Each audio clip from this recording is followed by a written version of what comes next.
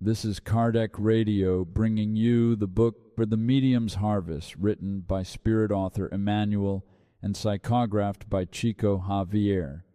This partial audio recording will cover Chapter 82, titled Survival. Chapter 82, Survival. Public meeting of November 11th, 1960. Question number 4. To those who, in the lines of contemporary Christianity, are hostile to the idea of survival regarding mediumship and mediums, let us respond with the testament of Christ himself. In the face of such disposition, let us outline the following excerpt from an elucidative letter from the text of the Good News. I also make known to you, brothers, the gospel which I have already proclaimed to you, which you have also received and in which you stand firm, provided you do not hold to a dead faith. First of all, I gave you the certainty that I have also received the certainty that Jesus died for the sake of us all, that he was buried, and that he rose again on the third day according to the Scriptures. Soon after he was seen by Cephas, and by the 12 companions who were familiar with him, and then by more than 500 brothers and sisters, of whom the greater part still remains with us in this world.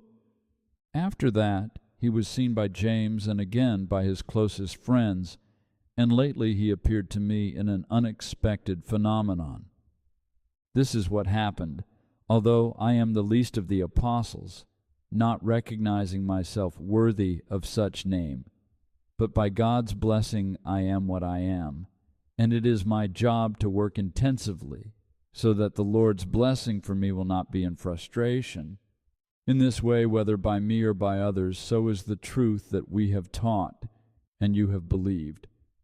Now, if it be preached that Christ has risen from the dead, why is there anyone among you who says the dead do not resurrect? If there is no resurrection of the dead, Christ also has not risen.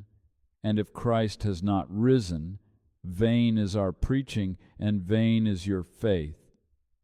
Such considerations seem to have come from the fist of today's highly valued Spiritist commentator. However, they were written almost 2 millennia ago by Paul of Tarsus, and they are included in verses 1 to 14 from chapter 15 of the first message of the great friend of the Gentiles to the Corinthians, transcribed here by us in the language of our days. It is easy to observe, then, that all Christians of this or that school of faith who seek to discredit mediumship and mediums do no more than try to destroy the spiritual foundations on which they rise, striking and defrauding themselves.